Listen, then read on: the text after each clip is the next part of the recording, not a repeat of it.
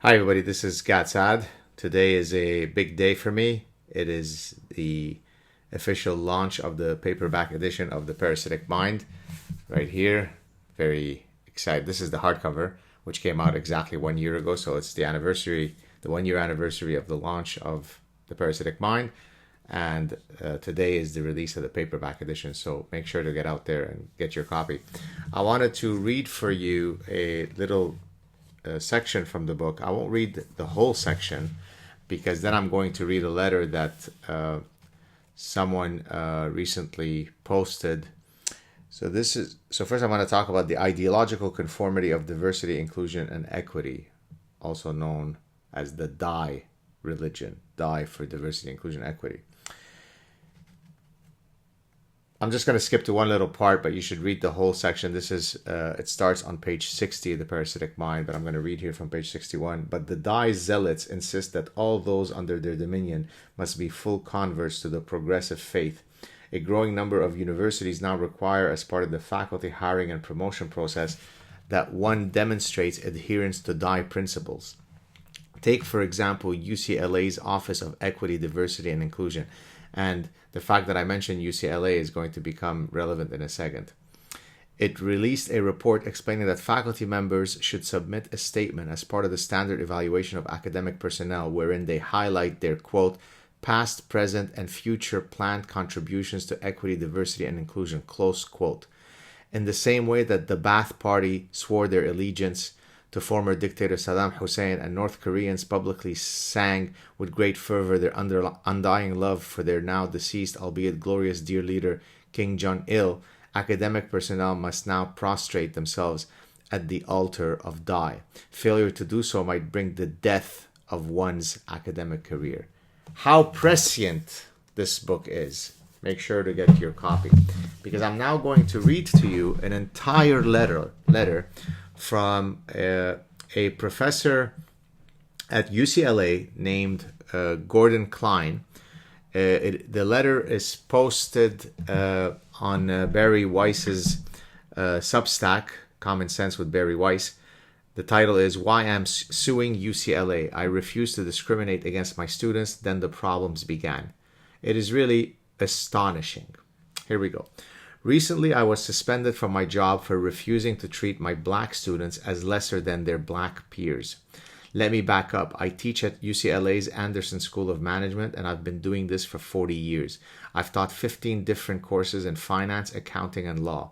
CNBC has had me on. I've been quoted in the Wall Street Journal. My saga, which nearly led to my firing, began on the morning of June 2nd, 2020, when a non-black student in my class on tax, principles, and law emailed me to ask that I grade his black classmates with greater leniency than others in the class. Quote, we are writing to express our tremendous concern about the impact that this final exam and project will have on the mental and physical health of our black classmates. Of course, black is capitalized. The student wrote, there was no project in this class, and it was unclear to me who the we in this case was. I suspected the student simply used a form letter he found online and neglected to change the subject. Continuing now with the letter from the student. Quote, the unjust murders of Ahmaud Arbery, Breonna Taylor, and George Floyd, the life-threatening actions of Amy Cooper, and the violent conduct of the University of California Police Department have led to fear and anxiety, which is further compounded by the disproportionate effect of COVID-19 on the black community. As we approach finals week, we recognize that these conditions place black students at an unfair academic disadvantage due to traumatic circumstances out of their control. Close quote.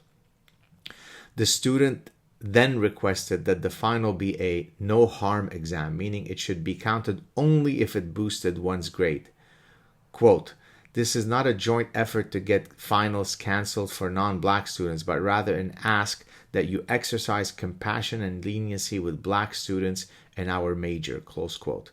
As I noted in my legal complaint, the student clarified in a subsequent conversation with the university investigator that he, quote, intended that the requested adjustments apply to black students and not the class generally, close quote. To try to make his case, the student drew on UCLA's equity, diversity, and inclusion agenda, which I referred to here in this book, which directs professors to grant preferential equity to students belonging to underrepresented groups. I wholeheartedly support these principles, as most of us understand them. I think all human beings should be treated the same. I celebrate a diversity of opinions and arguments, and to say the least, I believe in making room for anyone with the grades and gumption to study at one of the nation's most competitive universities. But academia has so corrupted these words that they are now hollowed out corpses devoid of their meaning, their original meaning. Today, diversity means ideological homogeneity, and inclusion means the exclusion of some from a taxpayer-supported university to favor others deemed more deserving of an educational springboard to prosperity. I have a law degree, and I'm pretty sure the university's EDI agenda violates Proposition 209, the California Constitution's prohibition against race-based preferences in public education. Voters enacted this decades ago and reaffirmed it last year at the ballot box, so I opted to follow the state constitution and my conscience. Shocked by the student's email, which struck me as deeply patronizing and offensive to the same black students he claimed to care so much about, I collected my thoughts and 20 minutes later emailed back, quote, "Are there any students that may be of mixed parentage, such as half black, half Asian? What do you suggest I do with respect to them? A full concession or just half?" Ooh, somebody's learning from Dr. Saad's satire. Also, do you have any idea if any students are from Minneapolis? I assume that they are probably especially devastated as well. I am thinking that a white student from there might possibly be even more devastated by this, especially because some might think that they're racist even if they are not, close quote. I wrapped up my reply by citing Martin Luther King's vision of a colorblind world where people are judged solely by the content of their character, making it clear that I had no intention of treating any students differently on the basis of their skin color. I thought this would do it, and we'd move on with the class final and, just as important, summer break. I was naive. By that evening, students were calling for my job. Soon after, they circulated a petition demanding I be fired. Within a day or two, nearly 20,000 had signed, without knowing anything about me or taking into account, as far as I could tell, the implications of non-colorblind grading. This is not satire, people. It is now racist to not give one group of people that have one particular skin color a better grade because of that skin color. I was attacked for being a white man and woefully racist. On June 5, 3 days after I first emailed, I was suspended amid a growing online campaign directed at me. It was around that time that I started to receive death threats on voicemail and email. One email dated June 11 read, quote, "You are a typical bigoted, prejudiced, and racist, dirty, filthy, crooked, arrogant, Jew kike motherfucker. Too bad Hitler and the Nazis are not around to give you a much-needed Zyklon B shower," close quote. Nice. About a week after this whole thing first blew up, there were police officers stationed outside my house. It would take UCLA's threat manager, Chris Silva, another 10 days to check in with me to make sure I was okay. Anderson administrators were rattled, and for good reason, but not because of the fact that my life was now being threatened. The problem was Anderson's reputation. It hadn't granted an African-American professor tenure in decades. It had but a handful of tenured Latino professors. Black students made up about 2% of the student body, and men outnumbered women roughly 2-1, leading many students to call Anderson the Manderson School of Management, M-A-N. So even though a university administrator made it clear the university could not take any action against me on the grounds that there was no known cause for taking such action, Anderson's dean, Antonio Bernardo, took matters into his own hands. He apparently reasoned that a well-timed publicity stunt might distract attention away from the school's reputation as an inhospitable place for persons of color, to say nothing of its plummeting rankings in U.S. News and World Report and Bloomberg Businessweek. Without any deliberation I was aware of, Bernardo suspended and banned me from campus. Then, like a well-choreographed dance, the Anderson administration started attacking my character on social media. As I documented in my legal claim on June 3rd, one day after I received the first email, the Anderson School's Twitter account sent out a message, quote, "Respect and equality for all are core principles at UCLA Anderson. It is deeply disturbing to learn of this email, which we are investigating. We apologize to the students who received it and to all those who have been upset and offended by it, as we are ourselves." Close quote. This implied I didn't believe in equality for all, when that was exactly what I believed and continue to believe. Judson Casque, who oversees the accounting program at Anderson, was tasked with monitoring my outgoing emails. I had been deemed radioactive. Again, step back and think about what this is due to. This is because a professor says that I will not judge people in terms of their grading differently based on their skin color. You heard that correctly. I was confused and hurt from the start. My whole point had been that all students, irrespective of skin color, should be treated the same. And now this? Fortunately, some rational voices came to my defense. UCLA's Academic Senate's Committee on Academic Freedom condemned Anderson's administration for violating my rights and chilling other professors into not voicing unorthodox opinions. The university's Discrimination Prevention Office declared that there was no there, that the case did not warrant an investigation. On top of all this, 76,000 concerned individuals from around the world, from across the country and beyond, signed a petition demanding my reinstatement.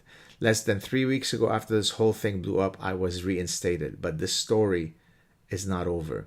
You see, most of my income comes not from teaching at UCLA, but from consulting to law firms and other corporations. Several of those firms dropped me after they got wind that I'd been suspended, the better to put distance between themselves and a, quote, racist. That cost me the lion's share of my annual income. The students involved in this escapade may have moved on to other causes. I have not. I'm not sure I ever will. As a result, I have just filed a lawsuit against the University of California system. No employee should ever cower in fear of his employer's power to silence legitimate points of view, and no society should tolerate government-sponsored autocrats violating constitutional mandates. As the Supreme Court in a 1967 case in which a university professor refused to sign an oath stating he was not a communist, professors should never be coerced into unthinking timidity. Academic freedom, Justice William Brennan wrote, is of transcendent value to all of us. My parting thought: this is not just about the principle, it's also about the United States' ability to compete. Anderson, like elite business schools across the country, is supposed to be training the next generation of innovators, the people who will muster the imagination and fortitude to create life-changing technologies and lead groundbreaking multinationals. If we don't maintain our standards, if we're not allowed to push all of our students to do their very best, we will be disarming unilaterally. I refuse to do that, and I'm convinced this recent episode, notwithstanding, that most of my students and colleagues feel the same way. And I'm just going to read his bio. Gordon Klein teaches financial analysis, law, and public policy at the University of California at Los Angeles. And there's a place where you can actually go and click to read his complaint against UCLA. I will put a link to this article. Feel free to write to UCLA and tell them what you think of them. But more importantly, I hope that you are now becoming increasingly compelled to voice your opinion. This is happening every day, all the time, non-stop. I inhabit that world. I've been warning people for nearly 3 decades about what's happening. I wrote this book, which I'm very happy to see is doing incredibly well around the world, because I couldn't sit silently and watch every single tenet of what makes our societies beautiful, what makes them an anomaly in a buffet of dreadful societies. All of these foundational values are being eradicated under the cloak of progressivism, when in reality it's bigotry, it's racist, it's illiberal, it's fascist, it's authoritarian, but you cloak it in the language of progressivism and it suddenly becomes A-okay. It's not. If you sit quietly, it will continue. It will eventually come for you. Why aren't there more UCLA professors speaking out? Today is the day where I should be celebrating the release of the paperback edition of my book, but I can't sit quietly. I read this letter by Gordon Klein. I'm pissed off. I turn on my laptop and I do this sad truth clip. Why? Because I abhor this insanity. It is an affront to human dignity. Personal agency, personal dignity, individual rights are the foundations of a meritocratic society built on freedom of speech, on the scientific method, on reason, on you get out of life what you put into it, as I believe Larry Elder's dad famously would remind him. So get out there, fight for the right causes, don't sit idly, and hopefully we can turn this ship around. Take care, everybody.